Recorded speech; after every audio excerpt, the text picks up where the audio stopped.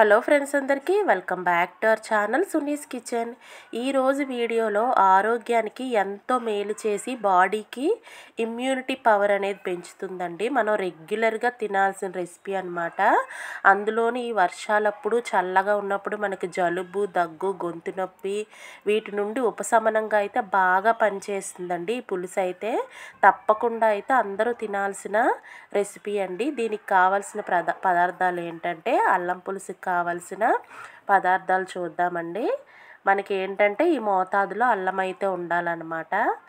చూడండి, నెక్స్ట్ అయితే వెల్లుల్లిపాయలు. ఇది ఏంటంటే దుంపకొమ్ము అంటారండి దీన్ని. పసుపు కొమ్ములతో పాటు ఇవి మనకు వస్తాయన్నమాట. కొమ్ముల్లో చూస్తే ఉంటాయండి అక్కడక్కడ అయితే. ఒకవేళ ఇది లేకపోతే కనుక మనం పసుపు వాడచ్చు. ఇదైతే కొంచెం వాటర్లో కొద్దిగా నానితే మనకి మిక్సీ పట్టుకునేటప్పుడు ఈజీ అవుతుందండి. నెక్స్ట్ ఏంటంటే జీలకర్ర, ధనియాలు. ఇది ఏంటంటే నల్ల జీలకర్ర అంటారండి దీన్ని.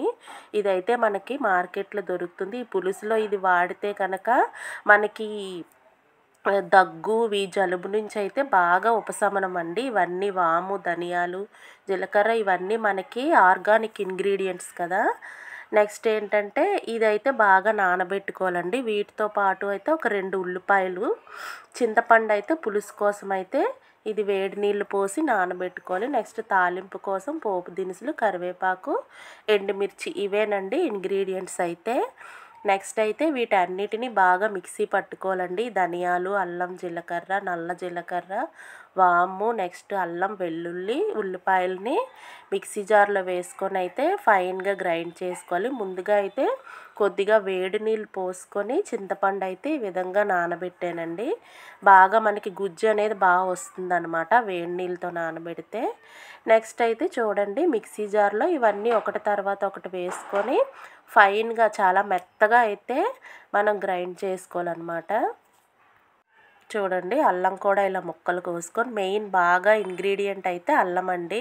కొంచెం ఎక్కువగానే తీసుకోవాలి. దానికి తగ్గట్టే మనం 2 వెల్లుల్లిపాయలు అయితే తీసుకున్నాను. అల్లం చూశారు కదా ఎంత తీసుకున్నానో. ఇంకా మొత్తం ఇవన్నీ వేసి చూసారా, దుంపకొమ్ము నానబెట్టాను కదా, దాన్ని అయితే కొంచెం లైట్గా క్రష్ చేసి ఇందులో వేసుకుంటే మనకి మిక్సీ అనేది బాగా తిరుగుతుందండి.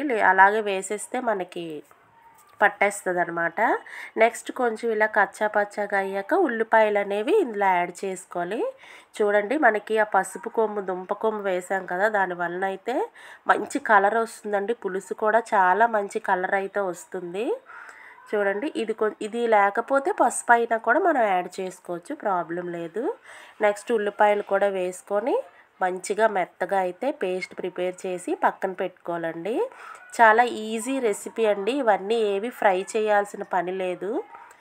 చక్కగా మంచిగా ఇలా అయితే చూడండి, చేతికి పసుపు ఎలా అంటుకుందో.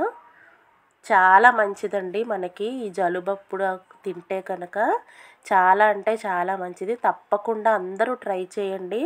ఒంటికైతే చాలా మంచిది. మనకి ఇమ్యూనిటీ పవర్ కూడా పెరుగుతుందన్నమాట. దీన్ని ఏంటంటే మనం ఫ్రీక్వెంట్గా తీసుకుంటే కనుక చాలా మంచిది. నెక్స్ట్ చూడండి, ఇలా పేస్ట్ అయితే చేసేసాం కదా.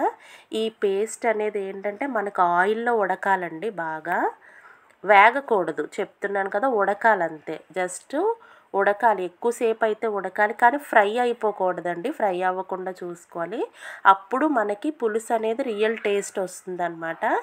ఆయిల్లో ఉడకాలి కాబట్టి ఆయిల్ మాత్రం కొద్దిగా వేసుకోవాలి ఎక్కువగానే. జస్ట్ తాలింపు కోసం ఎండుమిర్చి, పోపు దినుసులు అయితే వేసుకున్నాను. ఇది కారం అయితే నేను దీంతోనే సరిపెడుతున్నాను. మీకు ఇంకా కారం కావాలంటే ఎండుమిర్చి అయినా ఇంకొంచెం ఎక్కువ వేసుకోవచ్చు. లేదంటే ఈ ముద్ద కొంచెం వేగుతున్నప్పుడు కొద్దిగా కారం, ఉప్పుతో పాటు కారం కూడా యాడ్ చేసుకోవచ్చు. ఇందులో అన్నీ వేసే కొంచెం అల్లం అన్నీ ఘాటు కాబట్టి మాకైతే ఈ కారం సరిపోతుందన్నమాట. నేను ఇంక కారం అయితే వేయలేదండి. చాలా అంటే చాలా బాగుంటుంది. చూడండి, ఇలా ఆయిల్లో బాగా ఉడకాలన్నమాట ఈ ముద్ద అనేది. చూడండి, మంచిగా అయితే ఇలా ఆయిల్ వచ్చేలా అయితే చక్కగా ఉడికాక సాల్ట్ ఇందులోనైనా యాడ్ చేసుకోవచ్చు, మనం పులుసు వేసాకైనా యాడ్ చేసుకోవచ్చు. నేనైతే సాల్ట్ అయితే యాడ్ చేసేసి ఇంకా అయితే అయిపోయిందండి. ముద్ద అనేది మనకు బాగా ఉడికిపోయింది. ఇంకా చింతపండు అయితే మనం నానబెట్టుకున్నాం కదా, అదేంటంటే ఇలా పులుసు తీసేసి ఇందులో వేసుకొని ఇంకా కొద్దిగా పలచగా చేసుకుంటే ఒక 10 మినిట్స్ అయితే ఉడికాక మనకు కావలసిన కన్సిస్టెన్సీలో చిక్కగా కాదు, పలచగా కాదు. ఈ విధంగా అయితే మనకు చూడండి ఆయిల్ తేలేలా అయితే మరుగుతుంది. ఇంకా పులుసు అయితే ప్రిపేర్ అయిపోయినట్టేనండి. ఇంకా ఫైనల్‌గా ఏంటంటే ఇందులో టేస్ట్ అంతా బ్యాలెన్స్ చేయడానికి మనకి కొద్దిగా బెల్లం ఇలా చితగ్గొట్టుకొని పౌడర్ అయితే చేసుకొని, బెల్లం పౌడర్ చేసి కొద్దిగా యాడ్ చేసుకోవడమే. నిజంగా ఈ స్మెల్ డిఫరెంట్, టేస్ట్ డిఫరెంట్ అండి.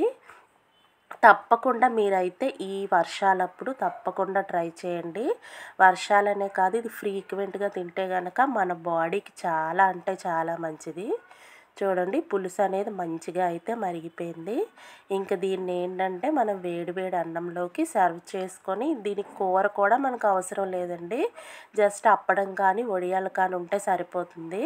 ఇంకా ఫ్రై కర్రీ ఉంటే ఇంకా సూపరు. ఇంకా అరటికాయ కానీ, పొటాటో కానీ ఫ్రై అయితే మనం చేసుకొని అయితే దీంతో పాటు మనం సర్వ్ చేసుకోవచ్చు. చూడండి వేడి వేడిగా అయితే అల్లం పులుసు ఆఫ్టర్నూన్ టైం అయితే తింటే కనుక బాగా ఉపశమనం అండి. నిజంగా మీరు తినండి, మీ ఇంట్లో అందరికీ చేసి పెట్టండి.